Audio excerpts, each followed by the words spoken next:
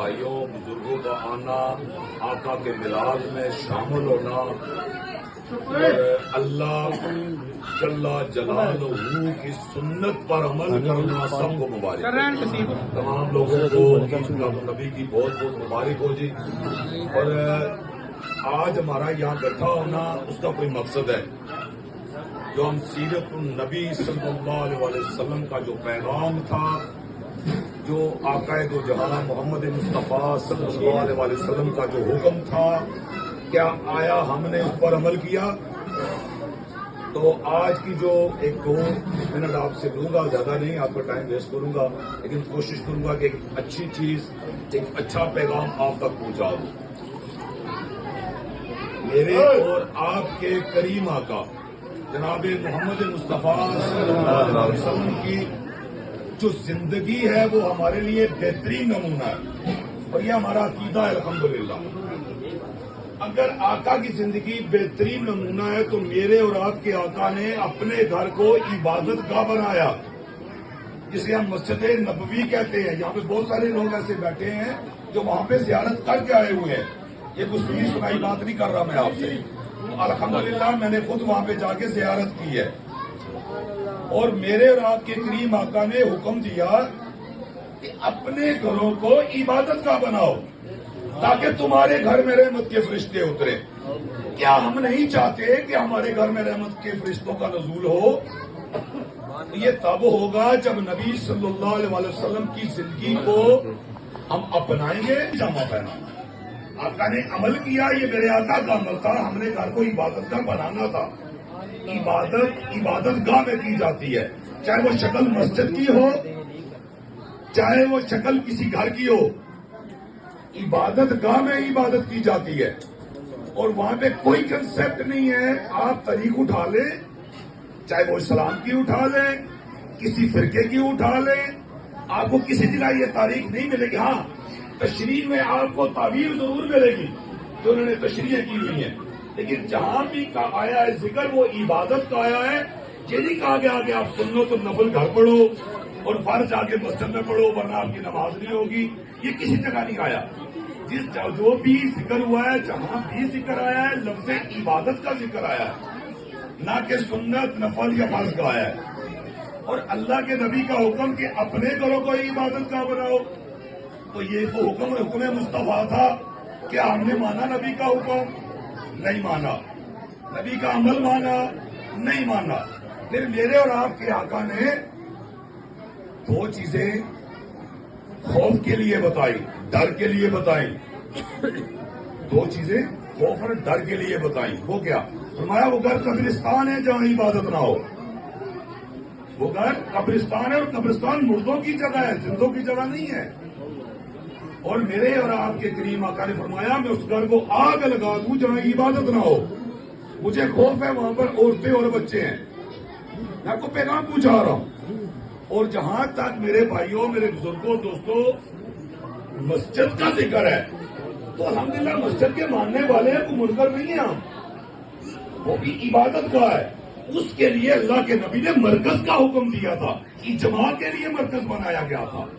میرے اور آپ کا ہم جہاں جس گاؤں میں رہتے ہیں اس کے لیے ایک مرکزی مسجد کافی ہے ہمارے لیے اجماع کے لیے، ہم نے اجماع کرنا تھا وہاں پہ۔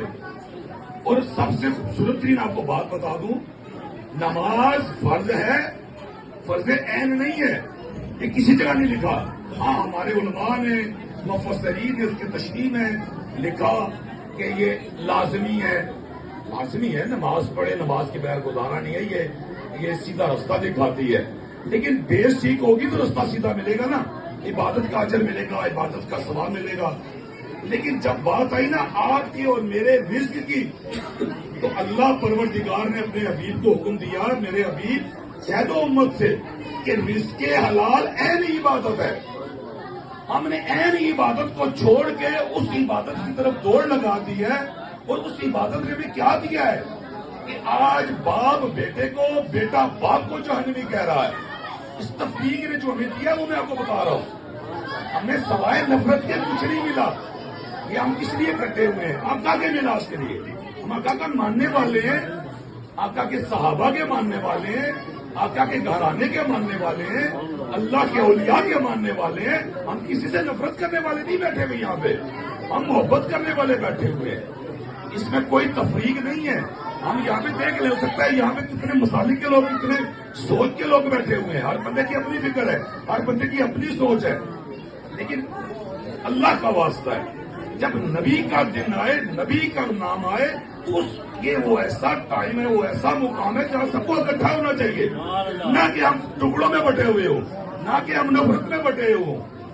یہ دین نہیں ہے, یہ دین مصطفیٰ نہیں ہے, یہ اللہ کا حکم نہیں ہے. ہم اللہ کے, دیکھیں نا, اللہ کے نبی کا عمل ہم نے چھوڑ دیا.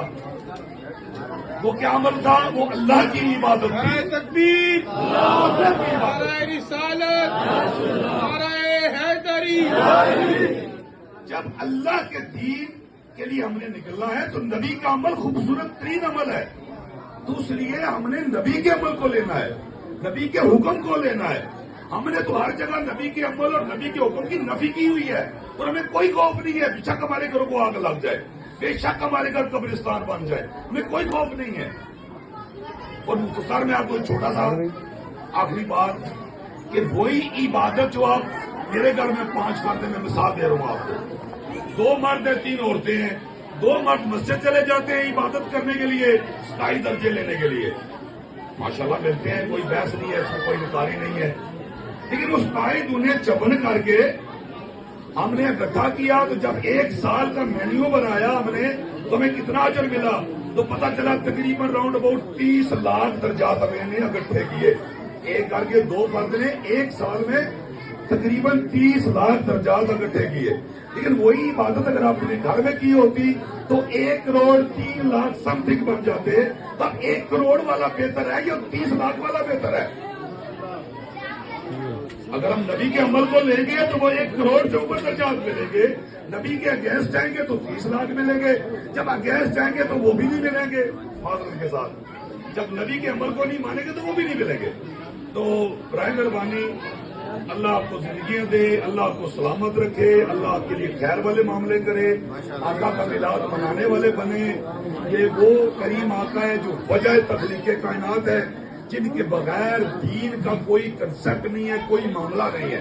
اور جب تک ہم آقا دو جہاں محمد مصطفیٰ صلی اللہ علیہ وسلم کے پکے اور سچے غلام نہیں بنیں گے, تب تک ہم اس نور سے, اس روشنی سے منور نہیں ہو سکتے جس کی تلاش میں ہم ڈھونڈ رہے ہیں, اور جس کی تلاش میں ہم اولیاء کے پاس جاتے ہیں. کوئی بھی ولی بن سکتا ہے, آپ بھی بن سکتے ہیں, آپ بھی بن سکتے ہیں. اللہ صاحب